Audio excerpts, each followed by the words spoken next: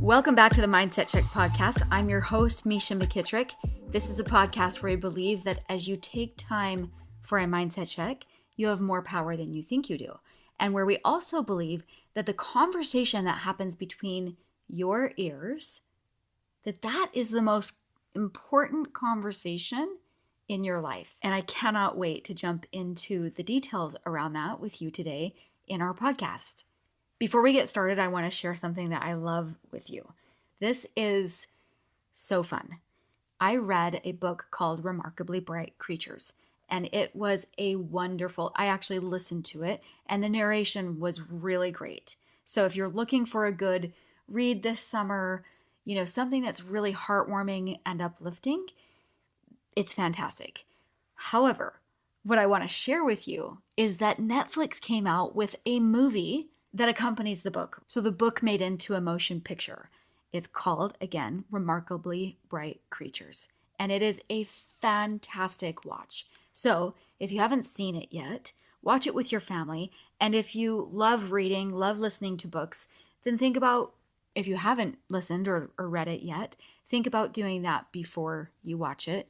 And I hope it's something that you'll love as well and that your family will really enjoy. It's great. It's a great, great movie for families too. Also, before we jump in, I've missed you. I hope that you have missed the frequency of the podcast. And I just want you to know I am making the most of my time. I am pouring my entire heart and soul into the Power Up course. And I cannot wait for you to join us there as well. I just last night had a group coaching session with the women that were in the course. One of the women said, we're just barely halfway through the course. And she said, I just don't know what I'm going to do when this course is done, when this course is over. She's like, I don't know. She's basically saying, I don't know if I can do life without this, without the vibration and the energy that it adds to my life. And I just wanted to share that with you because I want you to grasp and understand the difference that it's making for these women in their lives and the shifts and the breakthroughs and the things that they are experiencing are miraculous. Their relationships are better. They feel, one of the women last night said, the one thing that I can tell you is that in the morning, I normally wake up feeling very anxious, and that has completely shifted. I have learned how to shift that. Cool, right? So it's everything. It is everything. Sometimes we think it's extra and we think it's the thing that we're going to do when we finally get the time or the money or whatever it is. And it's not. It's the thing that helps you go through life differently, that helps you go through life drinking it in. One of the women said that she was riding in the car with her son, and her son said to her, "Why are you so happy?" And she was like, "Wait, what? I'm different?" And it is just so cool to see these transformations happening with these beautiful souls and the way that they are able to experience a more enriched life. So I wanted to plant that seed. I want you to know that I'm pouring my heart into this course because this course will be available next fall. This course will be all of the lessons that these women are watching. You'll watch the same lessons, except for we'll go through it as a group together and we'll do group coaching sessions in between. And those sessions are magic. The energy in those sessions are something that you simply cannot get anywhere else. When we are learning and experiencing together, it is so incredible. So I wanted to invite you into that space and to make sure that you know that that will be something that's available for you next fall. If you hope at all to reside in a different vibration, to shift things that are happening in your relationships, to be able to clear out things that have been blocking you in your life from being able to step into something else, or if you simply want to learn the magic of how to create your own life, the Power Up course is it. Feel free to reach out to me if you know that this course is for you and you already want to get signed up. then we can do that. We can arrange that and even arrange something as an incredible early bird special discount. And if you want to just let it resonate through the summer, see how it feels in your heart and see how it feels for you to be able to say, what if I did do that course? Maybe what could I experience? What are some ways that could maybe serve me? And start looking to how it feels inside of you. All right, I'm so looking forward to it. I can't wait. And until then, let's jump into today's podcast. When one of my boys was just little, tiny, he was probably 3, maybe 4 years old, I scooped him up in my arms and was carrying him to his room. And as I laid him down in his bed, I was telling him that it's time for a nap. And he said, "Oh, you mean it's time to watch a movie with my eyes closed?" Isn't that adorable? I loved it so much in the moment, even reflecting on it. And something that I feel like is really profound about that moment was his awareness of what was happening internally. In this circumstance, of course, it was like what he was seeing inside of his mind and or experiencing inside of his mind. Today, we're going to talk about our internal experience in the way that we experience self-talk. Okay, whether the self-talk is internal or out loud, essentially really exploring what we say to ourselves. This inner world, the conversation that's happening inside of you at all moments, even right now, is arguably the most consequential real estate in your life. Like, really get that. Not your bank, not your relationships, not your circumstances, the space between your ears. That space that runs the commentary that you carry everywhere and subsequently creates your life. When we are unaware of our self-talk, it can be destructive and it can cause us to miss really huge opportunities. Okay, versus when we then become aware of our self-talk, it can wildly encourage us through life. It can be very therapeutic and it can be creative, as in we get to create our life when we're actually aware of that self-talk. Our self-talk literally creates our reality. Our inner voice sets the tone for our entire life. And the problem is that most of us inherited our self-talk either by, a parent. Maybe our parent was stressed or critical. Maybe we experienced a hard season of our life, or maybe we were simply influenced by the environment around us that holds a negative vibration. And we keep running the script because humans are, we run on habitual ways. And so we continue to repeat what we're used to. I can remember being in yoga, I can't even tell you how many years ago, a very long time ago. And I remember laying there in Shavasana at the end of our session and my yoga instructor saying, "Hey, pay attention to what's going through your mind right now and assess what's happening in the majority of your life. What are the thoughts that run through your mind?"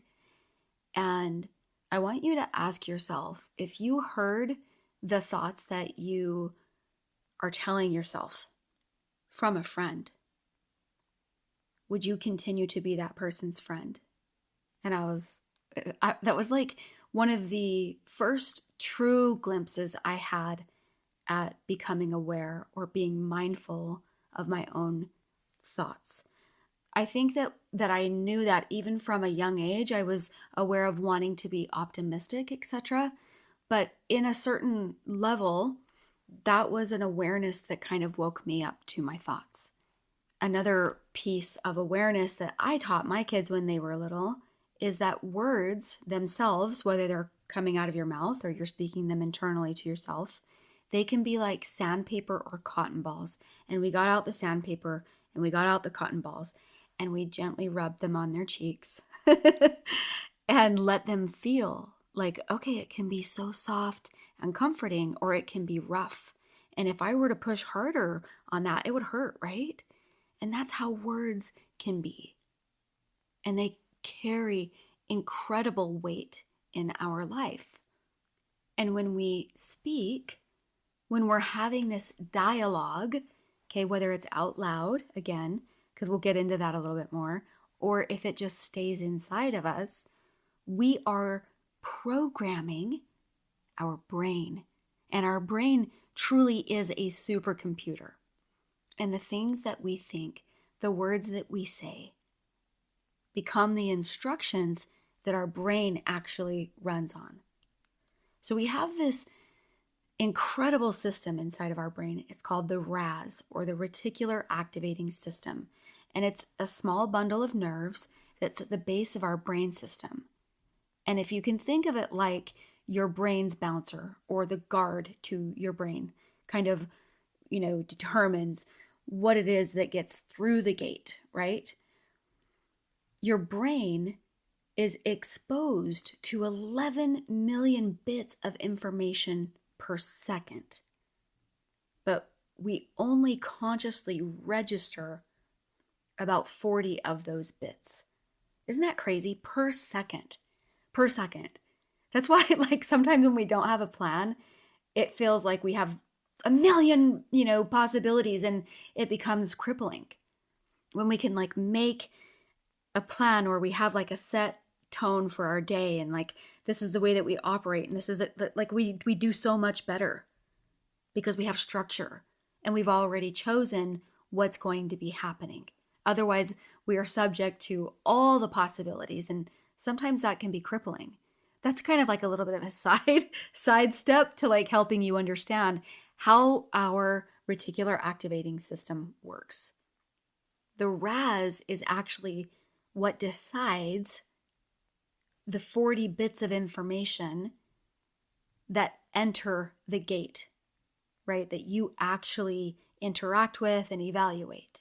So the RAS is what helps you to be aware in your life of the things that you want to be aware of. So that's kind of like when you're thinking about buying a certain model of car, and then all of a sudden, because you're aware of it, you see that model of car on the road, all the places that you're going. You just start to notice them so much more because you're aware of them. Okay? They're now inside of it's past the gate. It's within your orbit, and then you're able to recognize, holy cow, these cars and these types of cars that I never thought I saw before are in lots of places. I'm seeing them all of the time.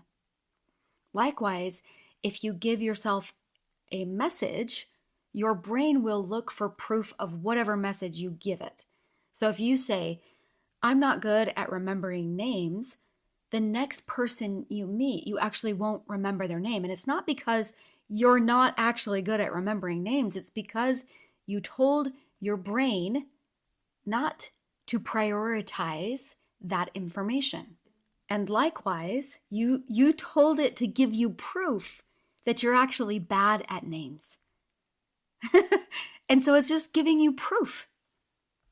And it works in reverse too. If you were to tell yourself, I'm actually someone who notices details about people, then your reticular activating system goes looking for evidence to confirm it. When you really understand how our brain works, it is incredible. Henry Ford said, whether you think you can or you think you can't, you are right. And that isn't just motivational fluff. It's a description of how your brain actually works. So I would love to give you some steps on how to overcome or end negative self-talk, and also some hacks on things that you can do that can really help you navigate through it as you become more aware of the things that you are saying to yourself, okay? Because sometimes we can be so aware and then we kind of beat ourselves up because we don't feel like we can do something about it. So let's get into just a couple of steps over how to end negative self-talk. So the first step is really to become an observer, right? To be able to kind of float above yourself and to hear the thoughts that you are saying. And this is synonymous with awareness. But the big key in it being an observer versus only awareness is that we are not trying to judge the thoughts. We don't want to shame the thoughts or like, see, I mean, look at you. You're just like so negative all the time. You can already hear your brain doing things like that, you know? And that's not what we want. We want to be noticing. And that's all. Because once you start to notice, you can do something different. So let anything come up, anything that you can be aware of. See, sometimes we don't even want to see how negative we are, so we don't even let ourselves see that because we're so wrapped up in, well, then that means I'm bad, or we judge ourselves, or we whatever.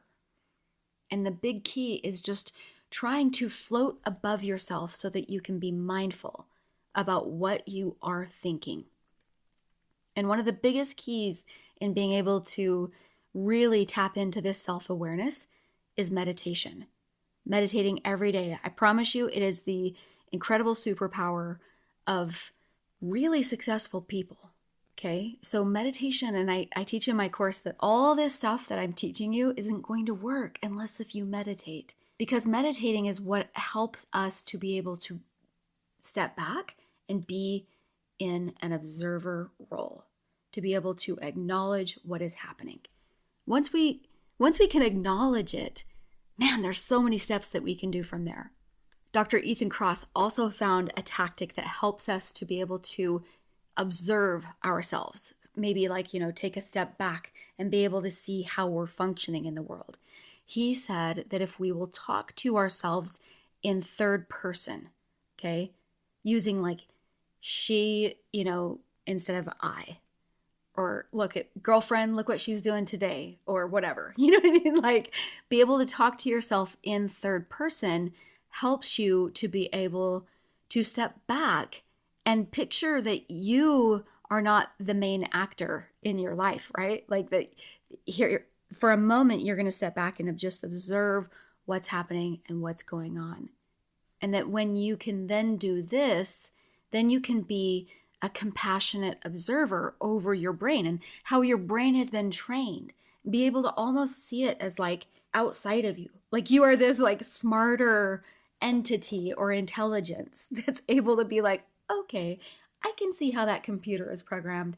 And if we can just tweak this and tweak that, then it's going to run much smoother. So think of it that way. We're going to come back to talking in third person in just a little bit because it associates with something else that we're talking about. But just know that that's a really great tactic for your life, right? Especially when you're alone.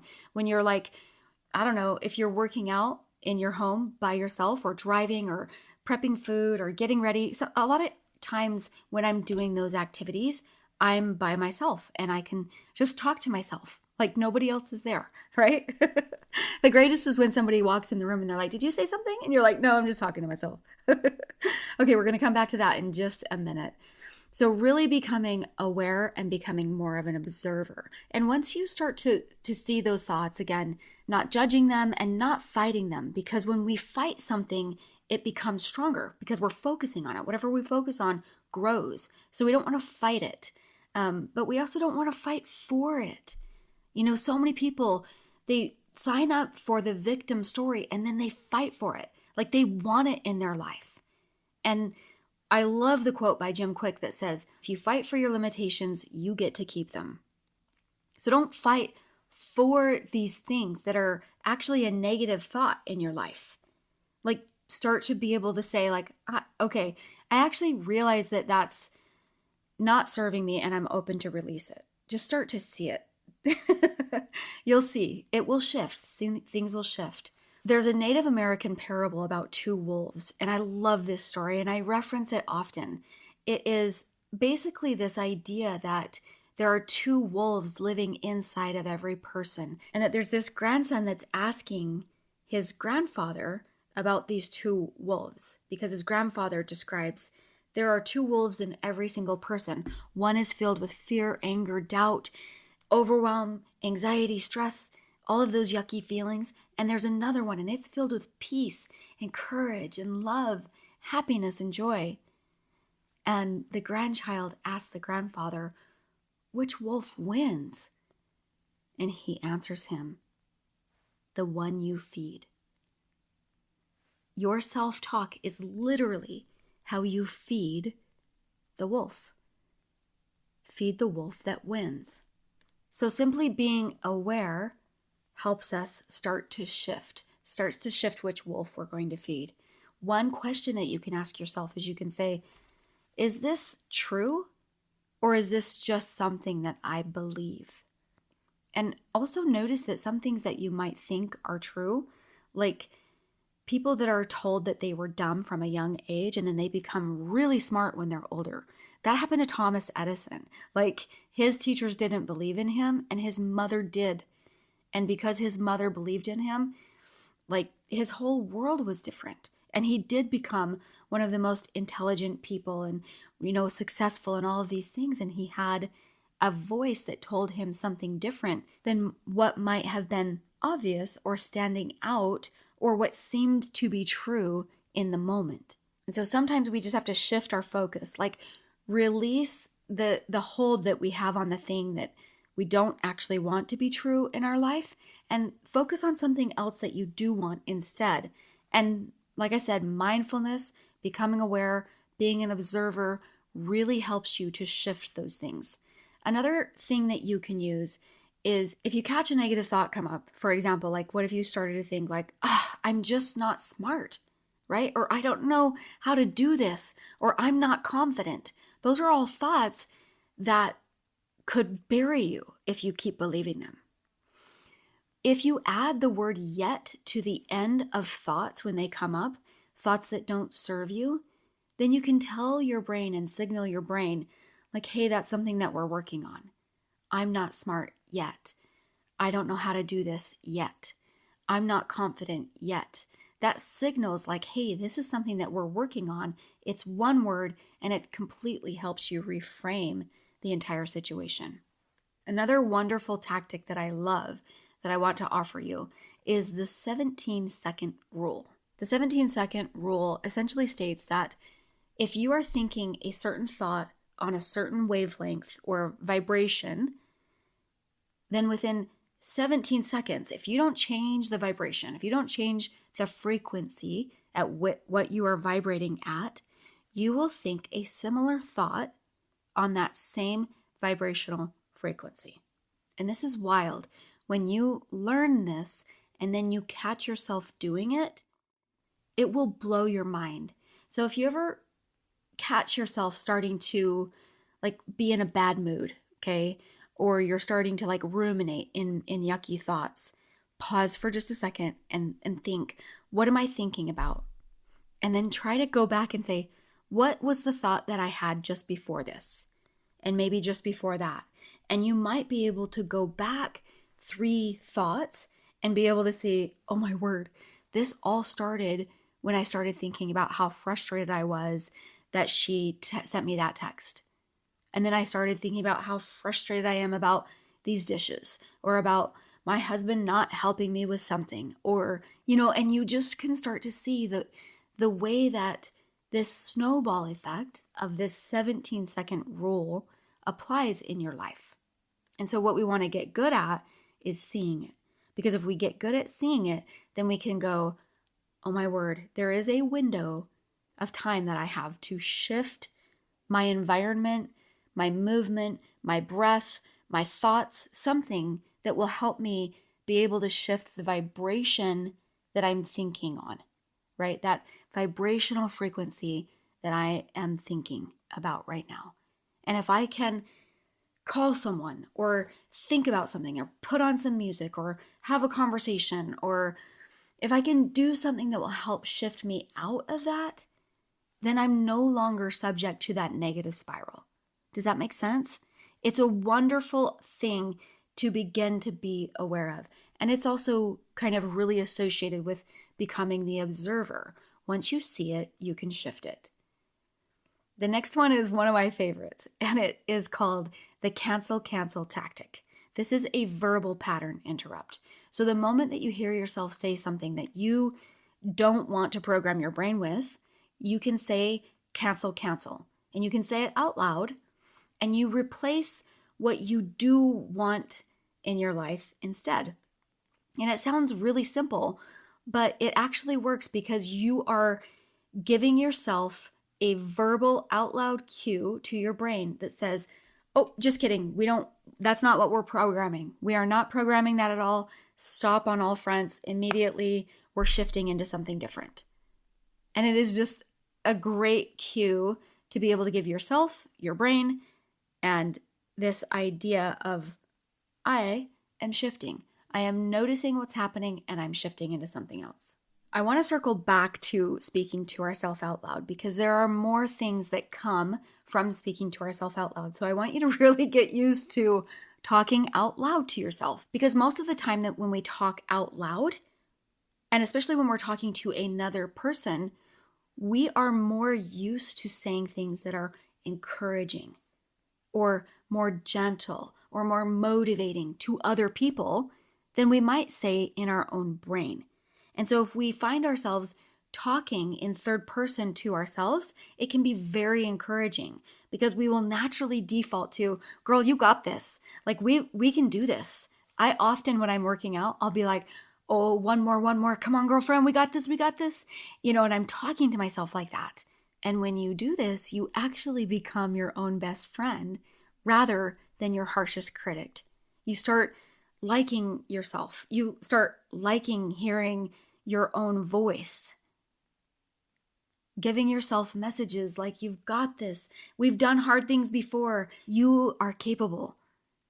I really will default into this too. Also when I'm trying to pull off something in a very short amount of time. I can remember catering in college, right? I would go with my friend and a bunch of people from the restaurant we worked at.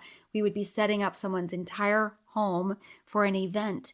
And we would be like, okay, we got 30 minutes left. Can we even pull this off?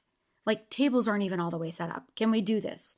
And we would absolutely shock ourselves in that amount of time. And we would just be like, we got this. We can do this. And we would all work together and we would pull it off.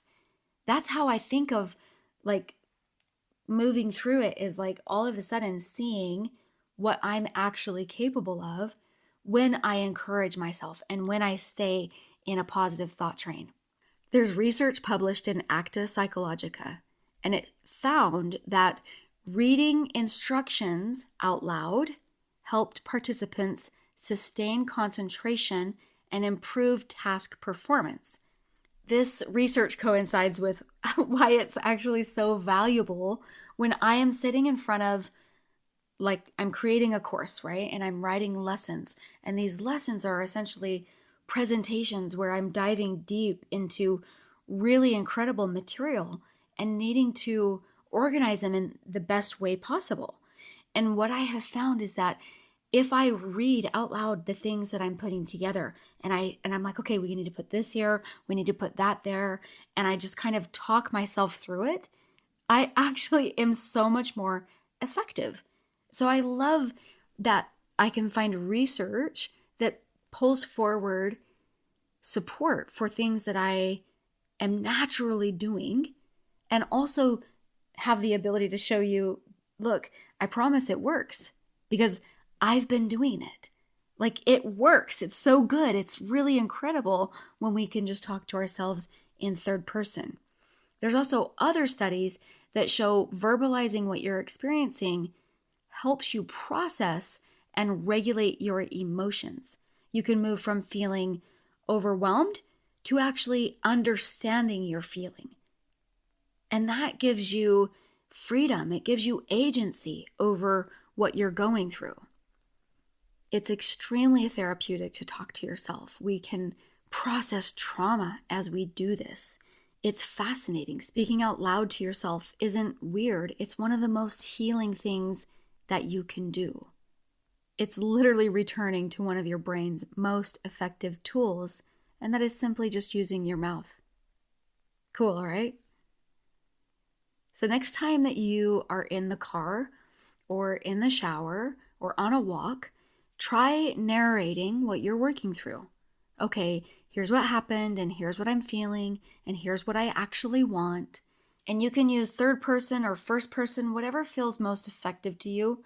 But what is so incredibly cool is that once you're aware of it, you're also feeling it, and you're allowing that emotion to move through your body. It's incredible how fast the fog clears. All of these tactics work, but guess what? I have an even better shortcut. A shortcut to getting thinking better, faster, and to sort of do it automatically without having to get inside your brain and do the work. You don't even need tactics when you use this method. And this method is heart coherence. And I know I talk to you a lot about heart coherence because I literally believe that it is magic. And I am a firm believer that we should be in heart coherence every day. And just so that you know, heart coherence is also meditation. So earlier when we talked about meditation and how great meditation is for becoming aware, that also happens when you are in heart coherence meditation. Okay? Not all meditation is heart coherence, but all heart coherence is meditation. Does that make sense? I hope that helps.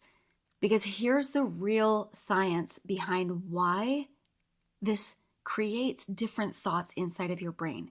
Because our heart sends signals to our brain faster than our brain sends signals to our heart.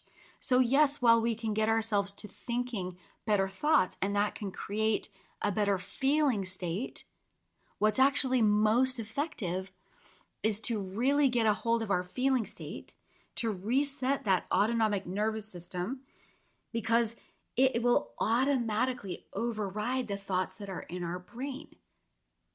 So you're probably like, so what you're saying, Mesha, is all I have to do is drop in and feel good feelings, and that automatically overrides the thought processes and all of the natural wiring that's already in my brain? Yes. That's literally what I'm telling you. If you can teach your body to feel this incredible heart energy, if you can teach your body to be in this space, then your body will automatically send thoughts, signals, chemicals to your brain that literally changes how your life functions, how your supercomputer is programmed. It will change the way that it is programmed, literally. Like, end of story, full stop. So yes, all of the tactics that I gave you work, but the most effective is heart coherence. And you can get into a heart coherent state simply by breathing and feeling. Breathing and feeling. And it's great to have meditations that help you get in, like that guide you into this state. But I'm telling you, once you understand heart coherence, it is simply breathing, a breathing pattern, and then feeling heart feelings. That's what heart coherence is. That's what generates the state of heart coherence in your body. And what's so great is, yes, you can change what's happening inside of you in just like a moment, right? So you're like, oh, I'm starting to notice that I'm in a negative spiral and I'm having those 17, second thoughts every single second, 17 seconds. I'm going to go sit in heart coherence and change it. Okay? But what's even more effective is sitting in heart coherence daily helps you not need to interrupt negative patterns. Do you get that? Because it resets your baseline. It resets the way that you function as you go through life if you'll drop into heart coherence on a regular basis. Okay? So all the tactics I hope are super helpful for you. You know that I'm a great resource for you to learn heart coherence. There's lots of things that I have, lots of resources, lots of meditations, lots of courses, all kinds of things.